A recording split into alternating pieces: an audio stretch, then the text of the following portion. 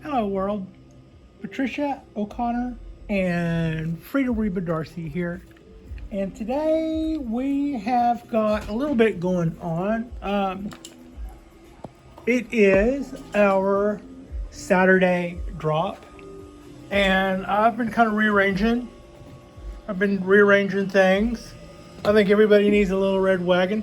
Now that's my little red wagon that I use to haul heavy things back and forth from the car up here. In this case, that's 50 pounds of play sand.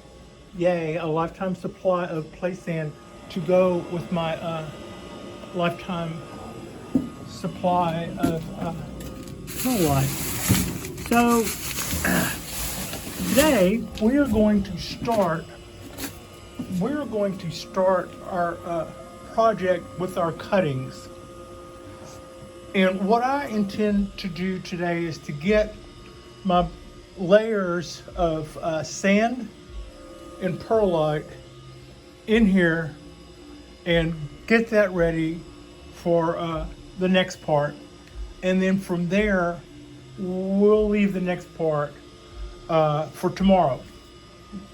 And then from there, I will move on to something else. In other words, this is going to be probably just a few minutes, and but it'll be exciting from the looks of it. I really should have done something with that huge ass bag of perlite before I queued up. But what would be the fun? What would be the fun of that? So okay, here we go.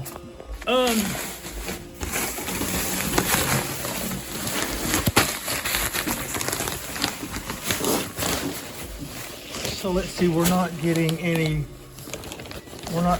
endorsement money from these guys, so we will not be doing any product placement. That is a rather large bag of perlite.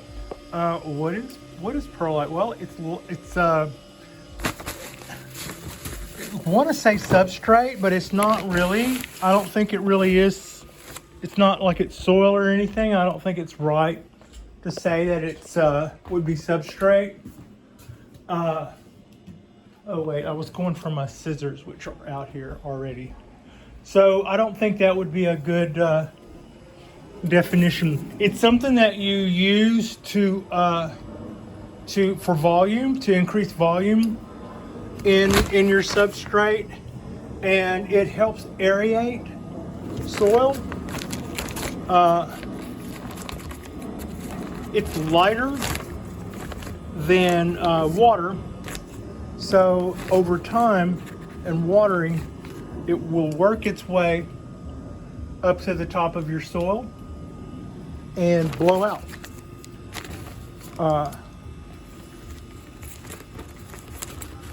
Originally, it's let's see, non-renewable. Originally, this would have been volcanic rock, which was crushed and then fired really hot until it popped like popcorn. That might be an oversimplification. In fact, I'm almost sure of it. But that's basically what that is. So, and this is play sand. So, I live next to the beach. Why did I buy play sand? Because this was a Navy area. All of our beaches right along here especially were actually, I don't know that this apartment building was a Navy barracks, but it might have been for all I know. Or it might not have existed then. It might have been something else. But all of these beaches and stuff have dry docks or big, huge concrete embankments in them. So I'm sure, to my way of thinking, I'm sure that the sand may have a high degree of paint flakes and lead that goes with it, or whatever else the Navy. So I just don't even want to get into that. It would have been easy to have taken my little wagon and I don't really need this, it would have been really easy to take my little wagon and just go to the beach and shovel up some locals sand and probably some local critters there with. Then probably would have been a good idea, if it's typical beach sand, to run it in a hose. Seeing how it would have been in that red canvas thing, that might have not have been a bad way to go too. Well, at that point, that little cart would collapse under the weight. 50 pounds times wet with water, probably, I don't even want to think how much that would weigh, but it would probably collapse the wheels on that. But anyway, the thought is you wouldn't want to try to grow things in sand that would have a super high concentration of salt, the way beach sand would have. So if you were going to use beach sand, and if you were not worried about possible lead content the way I am worried about here in Alameda, then just soaking it in water, rinsing it off, and then soaking it in water a couple of times would probably be I would think that would be a pretty good idea.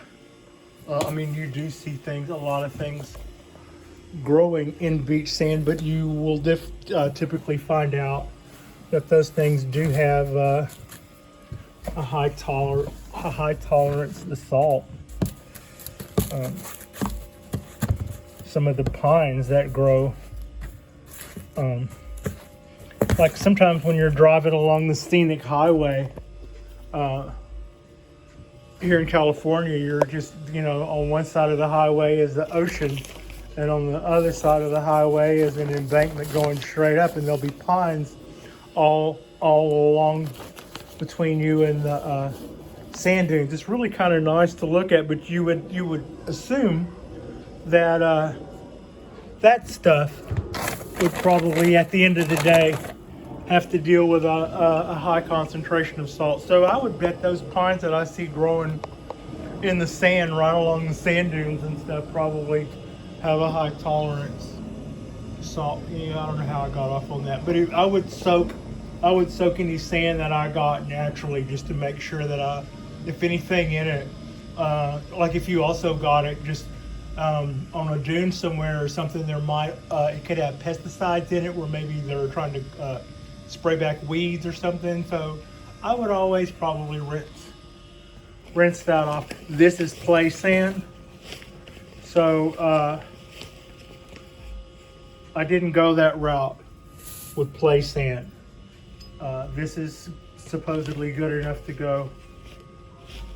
This is supposedly good enough to go in a sandbox. So now the idea here is that there are no holes in this plastic tub, and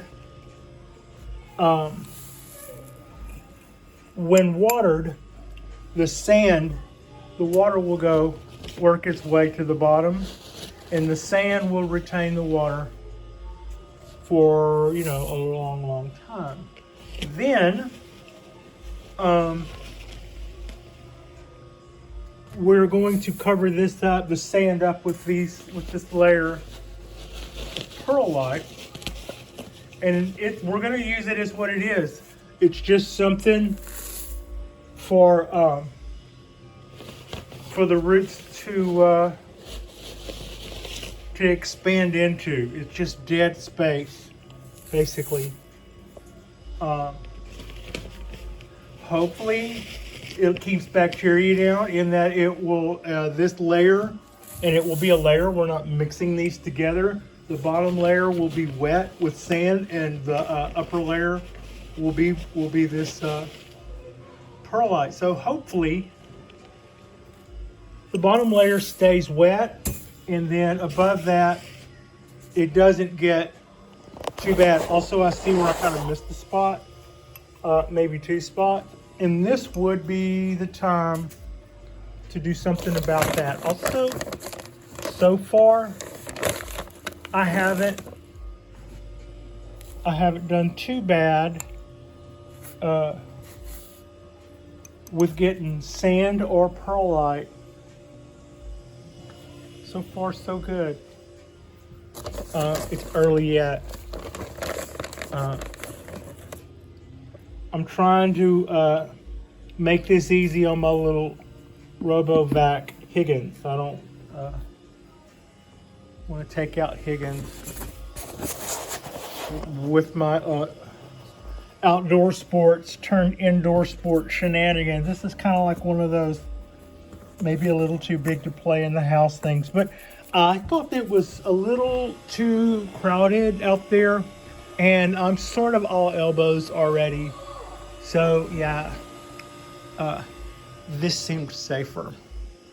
So back to what I was doing. We are dumping in some of what will no doubt be very many scoops of perlite.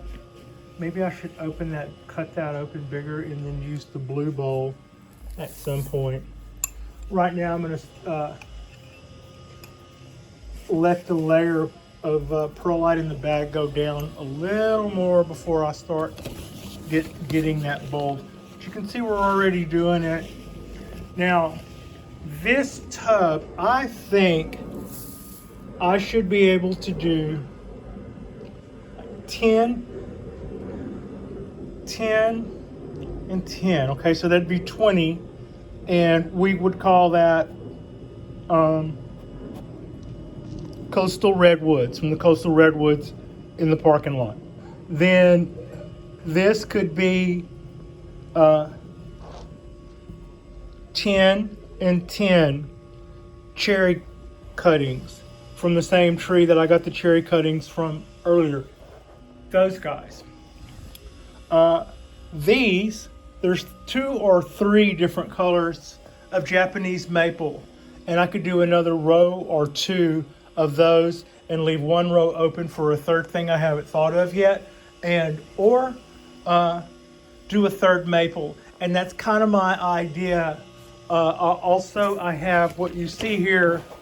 What you see here is one of 2 bins I have like this, but I don't have any lids for either one of them. So what I'll do is I'll stick all of those in, just like what I was saying, after I've given them the treatment, and I'll use the other bin as a lid.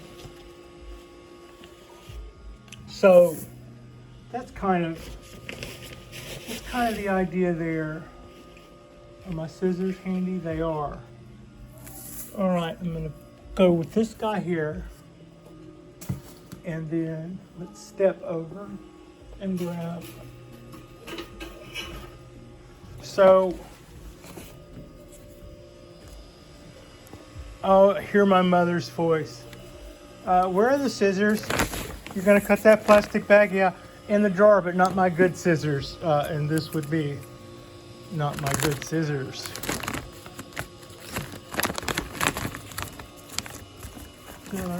So now the odds of disaster go way, way, way up.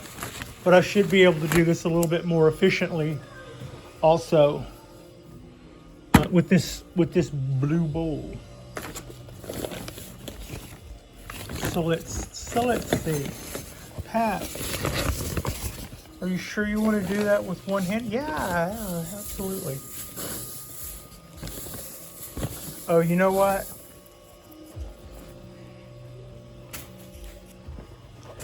Do not breathe perlite.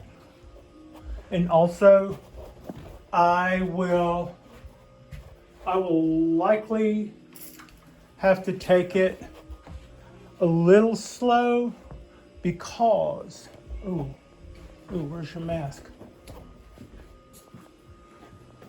You're in the car. I will likely have to take it slow because I don't want any dust settling down low.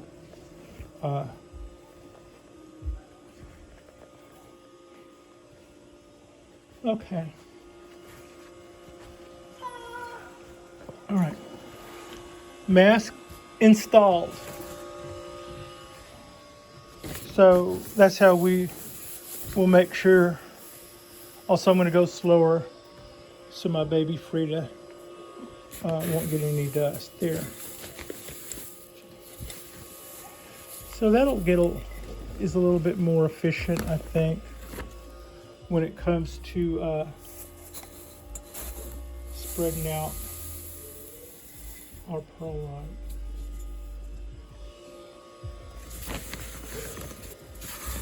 Also, not as light as I remembered. I always kind of remember thinking of this stuff almost as like it is. I'm going to use smaller loads too. I usually think of this stuff as like almost like little styrofoam pellets, but they're not. They are a little harder than that, and not quite that feather light. Just taking it slow.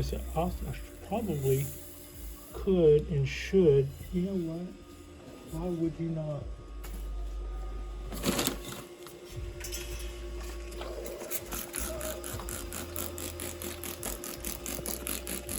This isn't some top secret trick or something. Spritzing it with water, and this is just regular tap water. My Mr.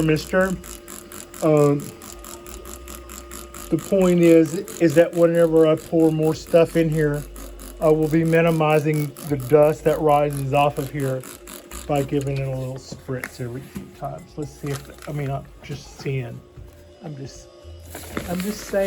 just seeing if that is going to be helpful.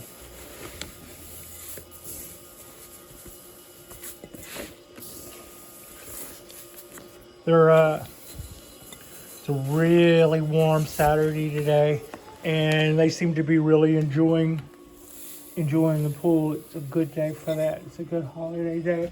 I got up this morning and I wasn't feeling it. This was a late start for me. A couple of things that are out of the ordinary. One, I work hard and typically sleep hard. And yesterday, only one of those two things happened. I woke up this morning feeling very tired and with a headache, like I had spun my head around backwards in my sleep. I don't know if it was a sinus thing or if maybe I was asleep on my hair or what, but I woke up with anyway, I wasn't feeling it. And I knew that what we're doing now, we were doing today. I just thought we would do it better if we did it later. Kind of see where we're at there. I think one or two more of those. And, to be honest, probably the more I take the level down in this bag of lifetime supply of perlite, probably the more manageable that'll be in the long run.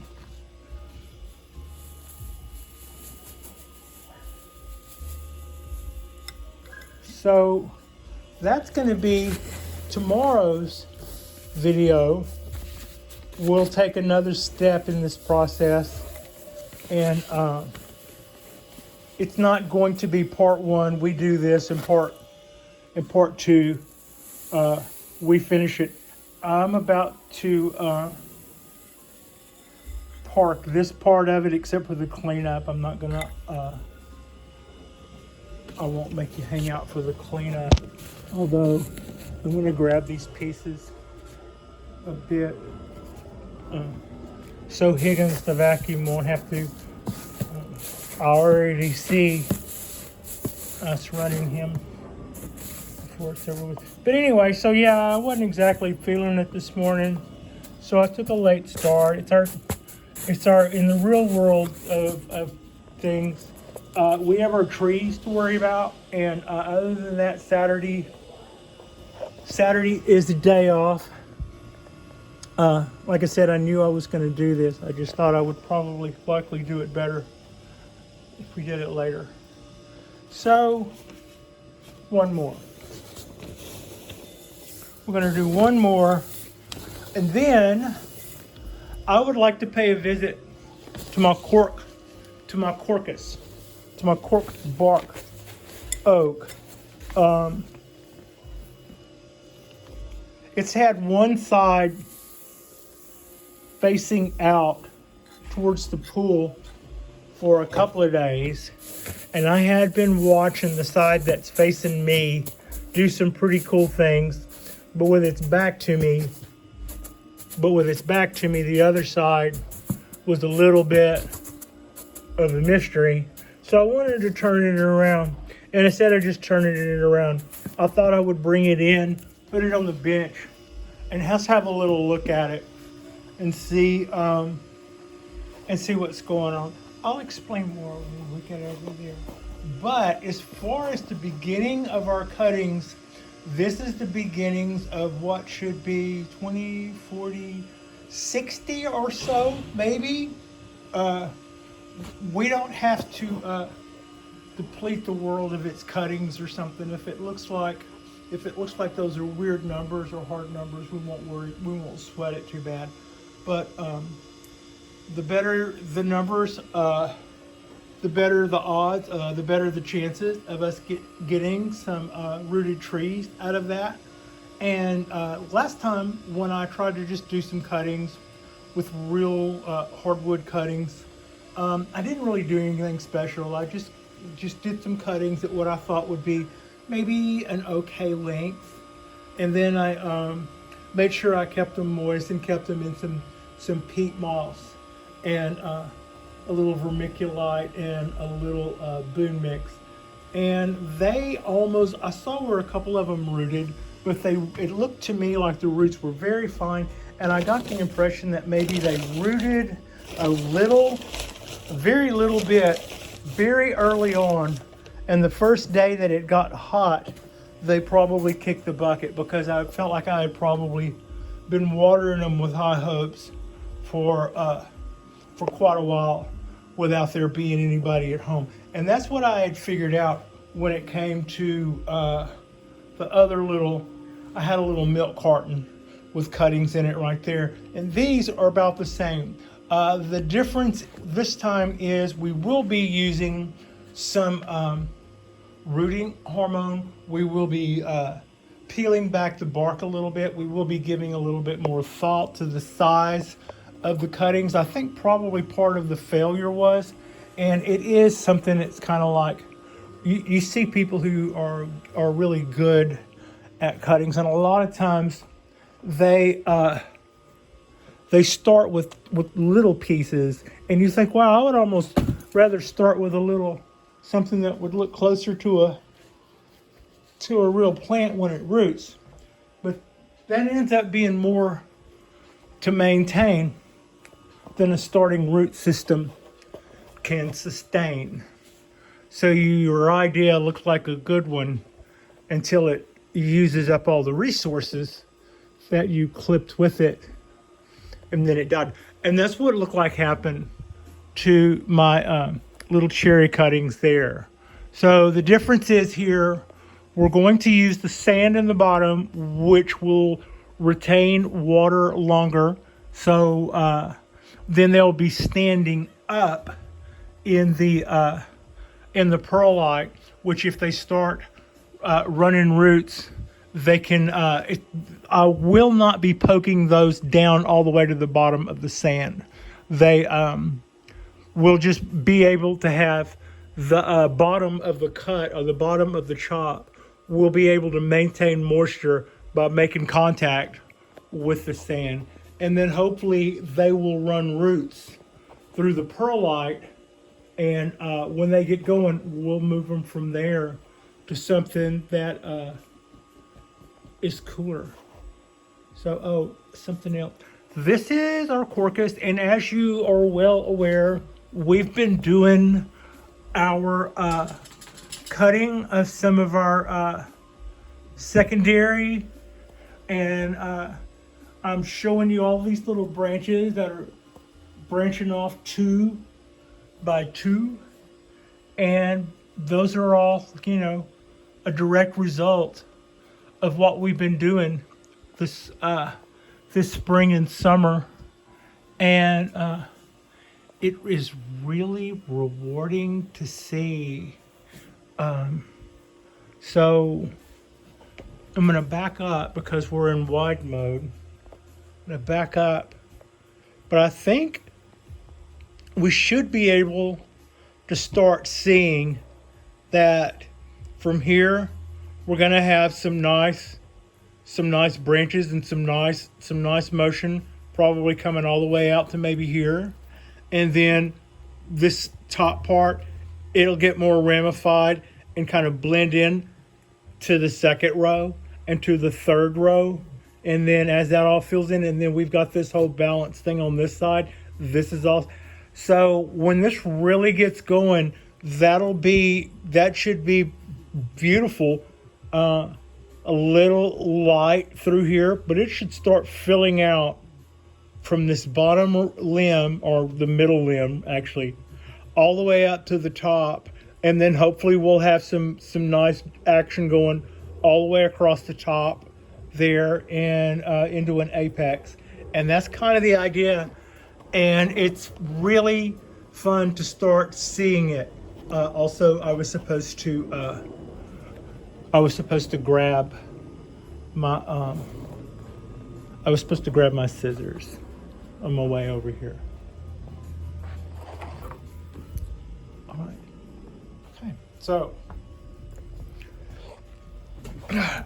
Higgins, you got your work cut out for you, babe. So, some of what we cut back on last time, I was a little bit cautious, maybe. Okay, give me a little bit more room there, Pudding. I was a little cautious. I maybe didn't need to leave quite that much for dieback. That looks neater. I left a lot for dieback. Probably don't have to, but it would be a good time. Cut these guys back. Cut these guys back. Now, y'all divide again. So, I'm really enjoying the amount of flushes that we are just absolutely getting out of this, out of our corcus. It is so good to see. There was something else I saw earlier in dry rehearsal, but I don't see now. There it is. Yes. All right. Just a little bit, a tiny little bit of cleanup. I probably shouldn't have let that go that long because it's already going to vibricate off early, and we don't want to cut things off where they're going to get longer. Is your flap stuck? Dogs have a little flap over their throat where if they're swimming, water won't go down their throat, and every once in a while it gets stuck. You're having a weird day too, aren't you, baby? Yeah. You okay? You want some water? Go have some water. So that's what kind of day it's been.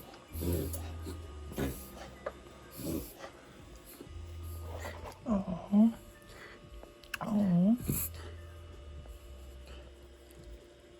Does licking help? Sometimes licking helps. Yeah, sometimes licking helps.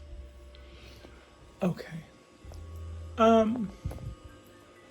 Mom things. Bringing everything back just a little bit on some of these new shoots where I think maybe I was a little too cautious earlier.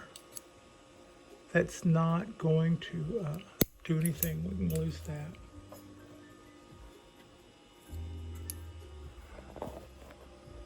You can see the brace I put in here to close that up. It may stay, it may not.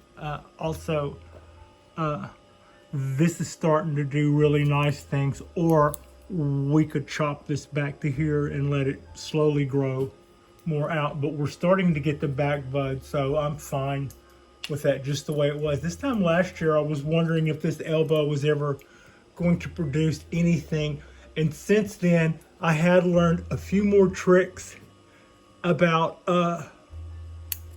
pruning to get things to back bud, and I have also upped my feeding game a little. So those two things combined have really increased the amount of choices that I am getting with this tree now. It's just multiple flushes, and we're not out of spring yet. So yeah, like I was saying in the last video, the one drawback to that would be next year when you see all of the secondary and tertiary and all of that other great stuff. It may all be very similar in diameter, which may be an indication that we need to cut some of it back and do some of it over again. But hey, what a problem to have. You know, I'll have like a full tree built there, and I go, yeah, some of this looks all the same size. It could be a little younger, and then cut it back some and just let that vibricate out more, because that's what you need to do anyway to always keep everything going and happy. Now I'm starting to see some threes. Kaboom. So yeah, this is our Saturday, our Super Saturday. Not anything going on today necessarily in a Balt Cypress kind of way, but they do tend to get a lot of attention on this channel. So anyway, I hope that you are having a fantastic weekend. Tomorrow, Sunday drop, we will just cleaning stuff up while I'm talking. Tomorrow's Sunday drop, we will do our next round of work on our mega cuttings, and then something else that will be amazing. Like and subscribe if you have not already, and I appreciate you, and Frida appreciates you, and thank you so much for watching.